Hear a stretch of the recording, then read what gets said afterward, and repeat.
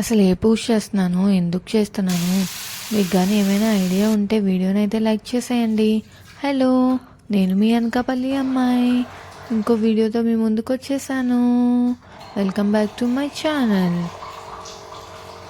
నేను మరీ అంత పూజలు అయ్యి చేసేసే టైప్ అయితే అస్సలు కాదండి. బట్ మన సాంప్రదాయాలను అయితే కన్ఫర్మ్గా పాటిస్తాను. అందులో ఇది కూడా ఒకటి. ఇదేంటి అనుకుంటున్నారా? ఇదైతే మనకి కొత్త అమావాస్య అంటారండి దీన్ని. ఈరోజు ఏం చేస్తారు అంటే నూకాలం తల్లికి ఉపారం పెట్టుకుంటారు. అంటే ఎలా నేను చూపిస్తున్నాను, ఈ వీడియోలో చూడండి.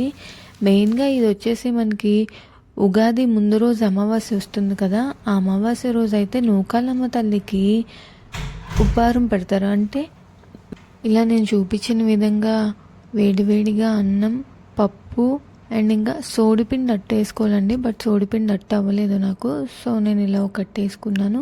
అవన్నీ మనం నూకాలమ్మ తల్లికి సమర్పించుకోవాలి. ఇది ఒక్కొక్కరు ఒక్కొక్కలా చేసుకుంటారండి. ఒక్కొక్కరు కోడిని బలించుకుంటారు ఆ రోజే, ఒక్కొక్కరు ఒక్కొక్కలా చేసుకుంటారు. బట్ నేనైతే నాకు మనస్ఫూర్తిగా ఎలా చేయాలనిపించిందో అలాగే చేసుకున్నాను. నేను కంప్లీట్గా మనస్ఫూర్తిగా పెట్టుకొని అందరం బాగుండాలి, ఎప్పుడు ఇలా సంతోషంగా అమ్మవారి దీవెనలు మనపై ఉండాలని చెప్పి ఇలా పూజ అయితే చేసుకోవడం జరిగింది. మీలో ఎంతమందికి ఇలా కొత్త అమావాస్యకి పూజ చేసుకునే అలవాటు ఉంది? అండ్ మెయిన్గా అనకాపల్లిలో అయితే కొత్త అమావాస్య జాతర జరుగుతుందండి, నూకాలమ్మది. ఇంకా 2 కళ్ళు సరిపోవు ఆ జాతరను చూడడానికి.